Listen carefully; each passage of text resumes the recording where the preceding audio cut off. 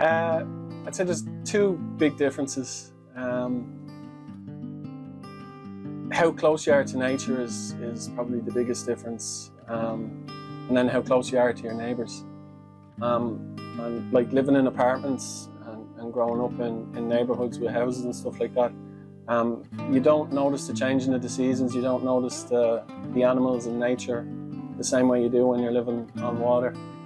And I mean, I lived in an apartment block in Selbridge for 3-4 years, and with 12 apartments in the one block, you barely ever know your neighbours. And in a liveaboard community, you're so close to your neighbours, and there's always somebody has a problem with their engine, someone has a problem with anything on the boat. Everybody gets together and everybody helps each other out, and there's a real sense of community that I've never experienced anywhere else.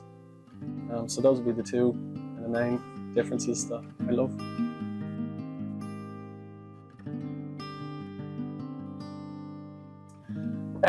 For me, I grew up quite close to here, so Hazelhatch was always somewhere as a kid. I've been kayaking up and down here since I was a kid, and I knew a lot of the older folks that have been living on the water for a very long time. So Deirdre and Colin and Capo and 58M, I knew growing up that this was a community that people were living on the water.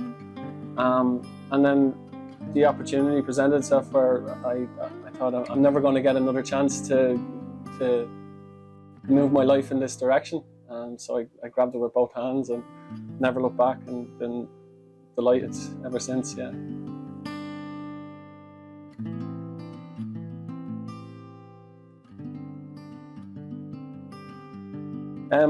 Like I said, I think one of the big I suppose draws to living on the water is the sense of community, and how close you become with your neighbours, and they become your friends.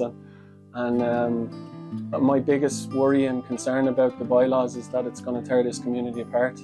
There is no other walk of life where you get people from all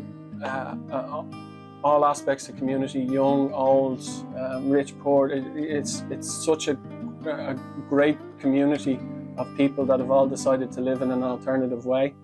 And my big worry is that bringing in these bylaws is going to force some of that community out of it. And I think we'll fight bloody hard to keep Hazelhatch